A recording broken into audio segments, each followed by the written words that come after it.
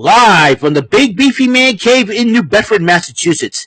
This is the YouTube channel vlog show in which video games, flash game show gameplays, along with sports and wrestling news are the norm.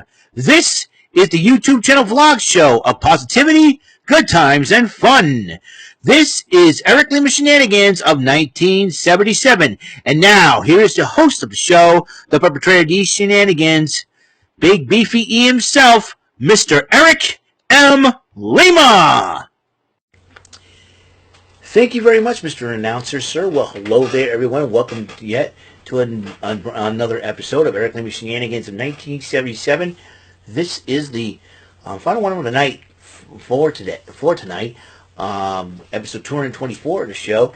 Again, December 10, 2022, 10:37 p.m. What's going on, everybody? It is a Saturday night, and I'm very, very happy about how things turned out. So let's talk about NXT Deadline 2022, the Event Center. Really excited about this. It was a great event. It has a kickoff show. Was hosted by Sam Roberts, Mackenzie Mitchell, and Denise Salcedo, and they were talking about various matches. And Kelly Kincaid was doing the interview. She interviewed Roxanne Perez, and kind of find out that Roxanne Perez drew number 1 to start off the Women's Iron Survivor Challenge. Zoe Starks interrupts her and says, "Listen, I drew number 2, and I'm going to beat you. I'm going to win the whole thing," she says. Then Carmelo Hayes and Trick Williams interrupted Sam Roberts, Mackenzie Mitchell, and Denise Salcedo, and they're saying that they're trying to upset because they don't pick Carmelo Hayes to win. A little bit more than that. Bron Breakker and Apollo Crews both entered the PC arena before their big, humongous title matchup against each other for the NXT Championship. And Kiana James was talking to her gorgeous secretary, Gia, and Gia goes, "Everything's in place." But then Brooks Jensen comes in and says, "I got your invite and everything else. Here's a bouquet of roses for you." And Brooks Jensen, that boy, let me tell you something. He's going to catch a lot of heat from Josh Briggs and Fallon Henley because I don't know. I know he's trying to pick himself up a girl, but dude, you get those, and at least Kiana James is smiling at it.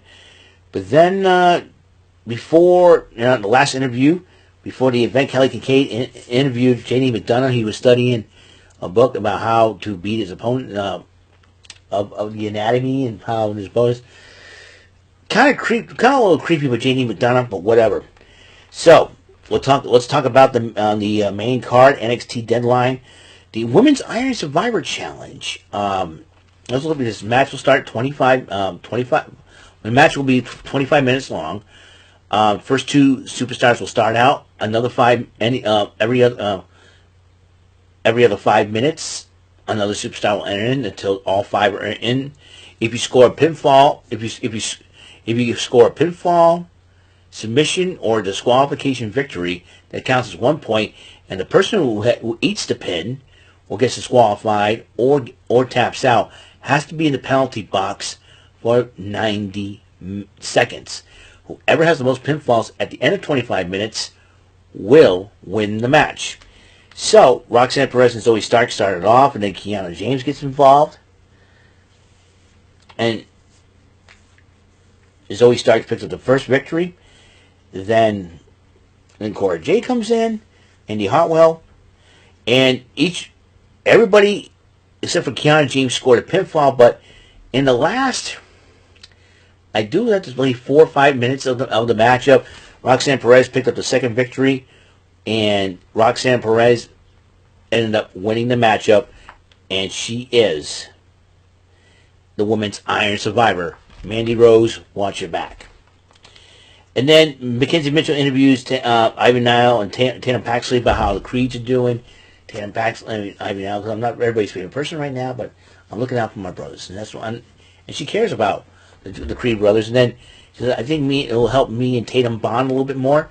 Also, we'll try to go challenge for those NXT Women's Tag Team Championships, and the tag champs, Katana Chance and Kaden Carter showed up. They were telling us, hey, listen, you know where to find us if you want to challenge us."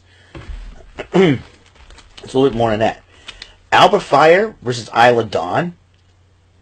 it was a heck of a matchup until Isla Dawn did some Papa Shango-like stuff to the poor referee, made him vomit up black ink, and she exposed the middle turnbuckle and used that to her advantage as well. And it was a heck of a matchup. Isla Dawn beat Alba Fire. I don't think this is over yet by a long shot. Then Mackenzie Mitchell's interviewed the New Day, and I think the New Day was trying to get Mackenzie Mitchell involved. He said, listen, do the hip shaking and all that. And they said the reason why they come in and they want to face the best, so they're challenging for the WWE NXT Tag Team Championship. So that match was happening.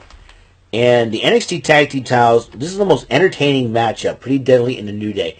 Two entertaining tag teams, highly funny, highly entertaining. You got Pretty Deadly with a side play check and Yes Boy and all that. And the New Day with the shaking, they had a twerking contest. It was crazy. And then they all four of them tried to do the Eddie Guerrero practical joke. The Eddie Guerrero, when someone hands the belt, they fall down. All that. So they're playing hot potato with the NXT Tag Team title, and they're all laid out. And then the referee, I think it was Chip Danning, was like, no way, I ain't falling for this, dudes. Get up and keep going. And he said the belts are still on the line. And so I think it was Kit Wilson grabbed the other belt and knocked Xavier Woods, but Xavier Woods kicked out. But then all of a sudden in the end, they hit the midnight hour. We have new tag team champions of NXT. The New Day are now the Triple Crown champions. So something that Usos couldn't even claim right now. Usos may have the longest reign of the tag team titles in WWE history, but the New Day, their first NXT tag team title victory, I think it was 11th or 12th overall. I'll tell you one thing. Big E must be proud of these guys, I'll tell you. So the New Day. So Katana Chance and Kane Carter were talking to Idris Enofe, Malik Blade, and Odyssey Jones. And then Toxic Attractions, the lovely Gigi Dolan and JC Jane interrupted them, confronting them about, what you giving? Were you giving Ivy Nile and Tam Paxley a shot? And then Ivy Nile and Tam Paxley ended up attacking Gigi Dolan and JC Jane. And then as they were brawling, the boys came back. Odyssey Jones, Malik Blade, and Idris Enofe tried to break up the fight. I'll tell you one thing. I'd be part of a break. I would love to break up a cat fight. So if I get punched in the nose and I bled, I say, one of you girls take care of me. Anyways, so so we move on to the Iron Survivor of the men's side. As same rules. JD McDonough and Axiom started things off, and then Carmelo Hayes also joins in, then Grayson Waller and Joe Gacy. And each of them started, exchanging pinfalls, and I said, and there were a couple of times where, Grayson Waller scored 2 pinfalls at once, and, Carmelo Hayes and Axiom, Axiom got pinned and everything else, Carmelo Hayes, it was a crazy, crazy matchup, to the point where, the last 4 minutes, again, Grayson Waller scores his 3rd pinfall, and then it was like, they were running around, chasing him down. He's trying, he's trying to make sure nobody pins anybody else to tie it up. And after all the illusion he's done, the final, 10 seconds of the matchup, it was over. And Grayson Waller ended up picking up the victory. Axiom had 2 falls. Hayes had 2 falls. Joe Gacy had 2 falls. But now, J.D. McDonough and Keanu James did not score a fall in their respective Iron Survivor challenges. This was a heck of a matchup, so kudos to the folks at NXT for coming up with this concept, and I think it's a crazy concept. It should be a banger. Mackenzie Mitchell interviewed the returning Drew Gulak. He says he wants to help the young talent. Damien Kemp interrupted him. The guy with a notorious attitude, how you doing? And all that I proved to you. So it seems like, I don't know, Drew Gulak wants Damien Kemp to step up. I don't know. Then the NXT Championship match happened between Braun Breaker and Apollo Crews. Heck of a matchup. Mind games were being played. But in the end, Braun Breaker did retain his title. But then Grayson Waller, in Grayson Waller-like fashion, decides to blindside Braun Breaker with a stunner. And that is NXT Deadline Event Center for 2022. The final NXT Premium Live event of the year. So, that's all the time we have on the show. Episode 224 is complete. Tomorrow, play some Card Sharks, and we will see what happens here. All right, then. So I will see you guys later. Until the next episode comes around, Mr. Announcer, please take us home. That is all for today's episode. This is Mr. Lima speaking for Eric Lima Shenanigans of 1977. A Big Beefy E, do it for Bob Saget Production, and in association with A Sweet Buffer Raving Dingleberry Telepictures and Distribution. Thank you for watching today's episode of the show.